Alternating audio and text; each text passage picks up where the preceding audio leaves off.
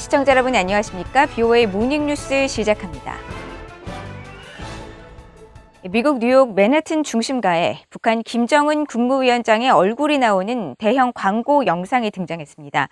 유엔 총회 일반 토의 기간에 맞춰 북한 정권의 폭정 실상을 알리면서 북한 주민을 속박으로부터 해방하고 올바른 대북 정책을 추진하라는 메시지가 담겼습니다.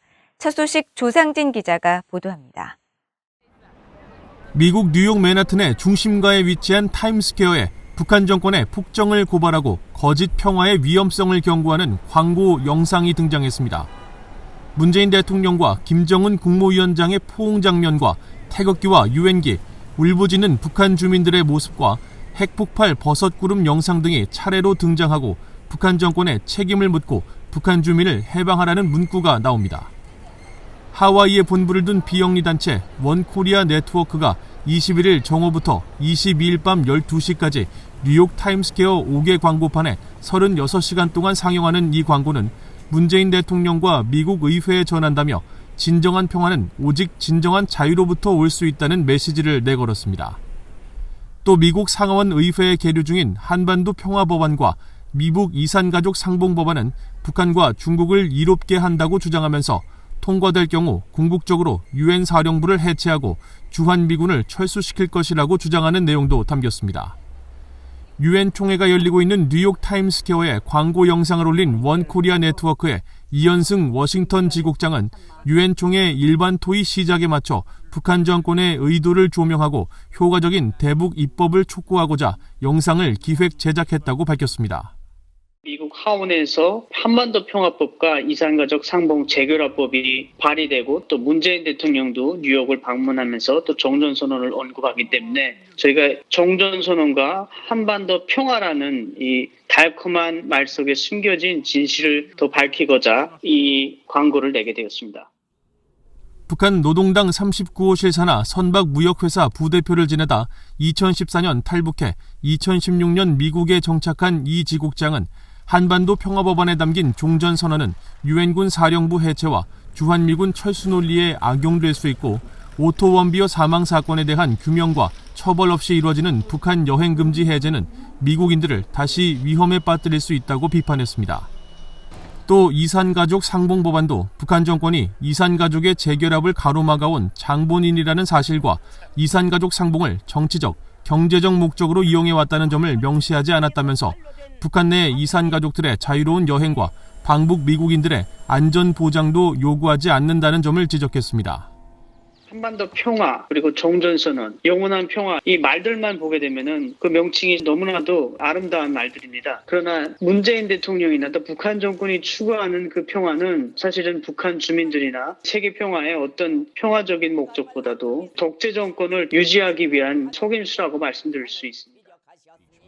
앞서 브래드 셔먼 하원 의원은 지난 5월 20일 한반도 평화법안 발의와 관련해 성명을 내고 한국전쟁은 1953년 7월 끝났다는 것이 상식이라며 그러나 우리는 정전협정에만 서명해 기술적으로는 북한과 전쟁 상태에 있고 이 상황은 누구에게도 이익이 되지 않는다고 밝혔습니다. 지난 2월 미북 이산가족 상봉법안을 공동 재발의했던 민주당 소속 그레이스 맹 하원 의원은 지난 7월 보도자료를 통해 수십 년 동안 사랑하는 사람을 만나지 못하며 계속 인내하는 한국계 미국인들의 고통은 마음 아픈 비극이라며 이들의 상봉을 돕기 위해 할 수 있는 모든 일을 다해야 한다고 밝혔습니다. BOA 뉴스 조상진입니다.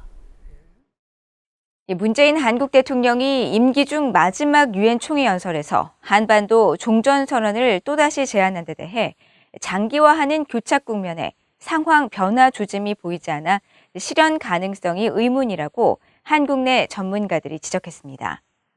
민간 연구기관인 한국국가전략연구원 신범철 외교안보센터장은 문 대통령이 임기 8개월을 남기고 지지부진했던 한반도 평화 프로세스에 결실을 맺겠다는 의지를 피력한 연설이지만 북한이 대화 자체를 거부하고 있는 데다 미한 간 충분한 조율도 이루어지지 않은 것으로 보여 실현 가능성이 낮다면서 특히 비핵화와 관련한 북한의 아무런 사전 조치 없는 종전선언에 경계심이 강한 미국이 받아들일 국면이 아니라고 분석했습니다.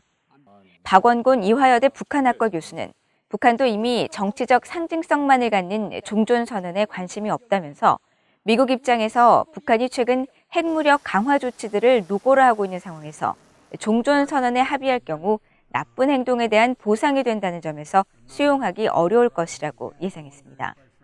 반면 한국 정부 산하 국책연구기관인 통일연구원 조한범 선임연구위원은 문재인 정부가 추진하는 종전선언은 비핵화 협상 재개를 위한 입구로서의 정치적이고 상징적인 수준의 선언이라면서 대북 적대시 정책 철회를 요구해온 북한도 관련국들이 종전선언에 긍정적일 경우 일단 대화에 나설 명분이 될 수 있을 것이라고 전망했습니다.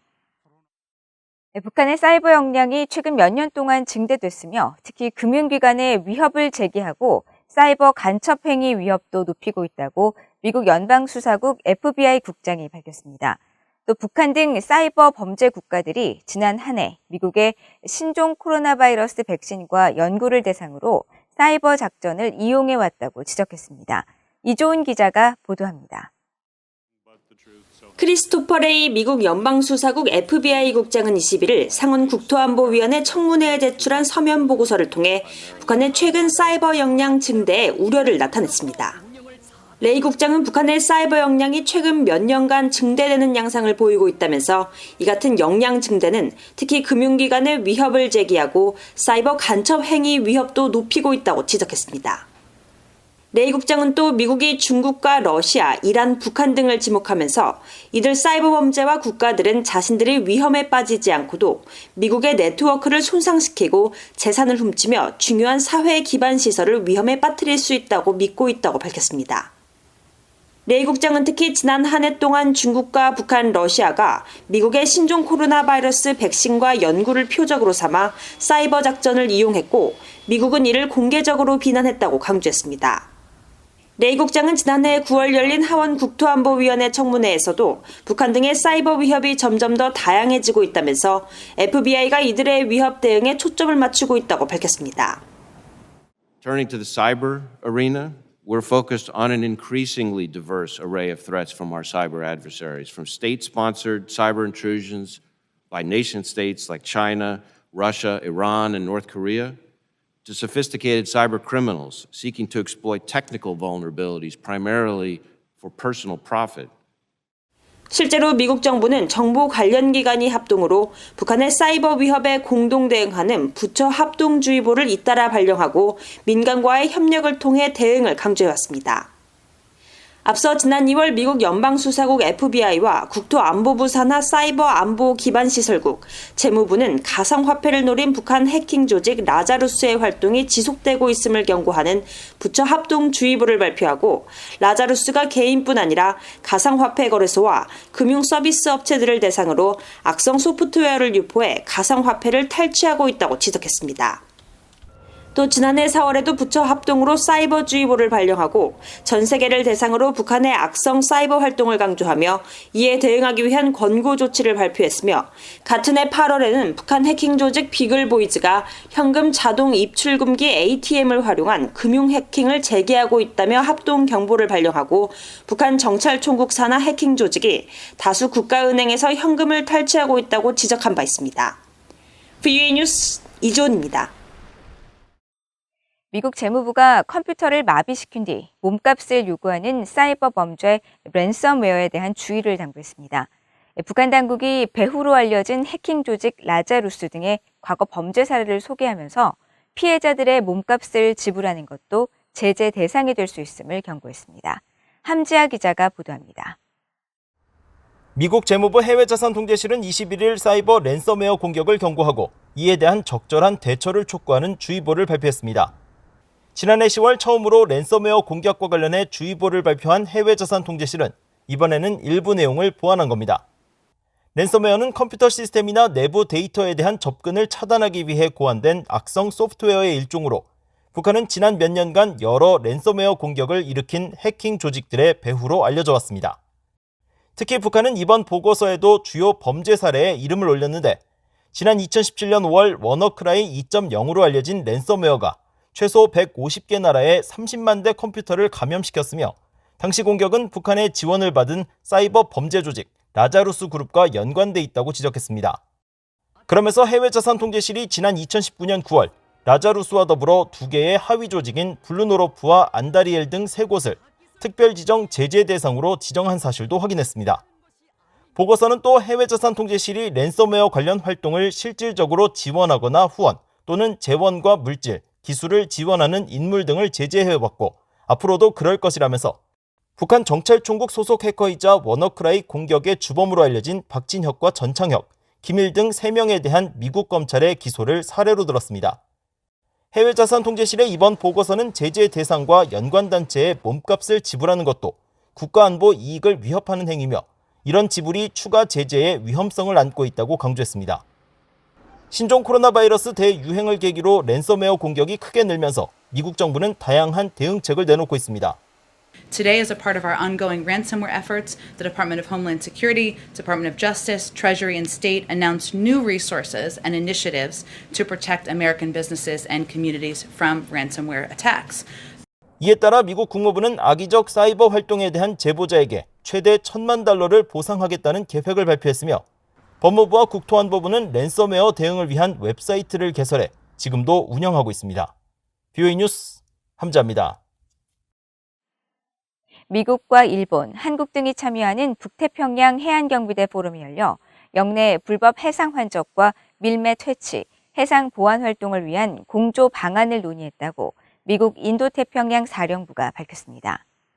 미국과 캐나다, 일본, 한국, 중국, 러시아 등 6개 나라가 참여하는 북태평양 해안경비대 포럼은 미국의 주최로 최근 연례회의를 개최하고 올해 북태평양 영내 도전 과제와 해상 보안에 대해 논의했으며 도쿄올림픽을 성공적으로 치러낸 일본 해상보안청의 모범 사례 등을 공유했다고 인도태평양 사령부는 전했습니다. 특히 영내 불법 환적과 밀매 퇴치, 참가국 간 연합작전, 비상대응 능력 향상 등 6개 주요 활동 초점에 대해 심도 깊은 논의를 했다면서 포럼을 통해 서로의 모범 사례와 정보를 공유할 수 있는 좋은 기회를 제공했다고 밝혔습니다.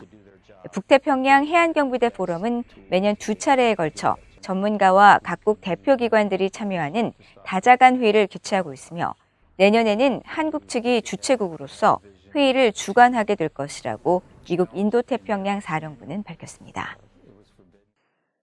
김정은 북한 국무위원장이 지난 2018년 핵 경제 병진 노선에서 경제건설 우선 정책으로 전환하기 전 북한의 고위 당국자들 사이에서 치열한 내부 논쟁이 벌어졌다는 분석이 제기됐습니다. 미국의 북한 전문 매체 38뉴스는 22일 보고서를 통해 북한의 군비 우선론과 경제 우선론 논쟁은 김 위원장이 권력을 세습하던 2012년 당시 최초로 시작됐으며 미북 정상회담과 남북미 간 비핵화 논의가 본격화되던 2018년까지 격화됐다고 분석했습니다. 그러면서 당시 국방비 지출이 경제를 자극하는 수단이라는 주장과 또 군에서 경제로 중심축을 이동시킬 필요가 있다는 제안이 팽팽하게 맞섰다면서 김 위원장이 후계자로 지목되면서 북한 경제 매체들이 일제히 국방보다 경제 운영 필요성에 대한 보도를 하기 시작한 것은 병든 김정일이 아들을 위해 토대를 만들려는 노력의 일환이었을 것으로 평가했습니다. 보고서는 이어 북한 경제의 가장 큰 부분이 국방에 할애되면서 민간 경제를 굶주리게 하고 있다는 견해가 일방적으로 받아들여지고 있다면서 그러나 이것은 확립된 정책이 아니며 한동안 지속되지 않았다고 지적했습니다.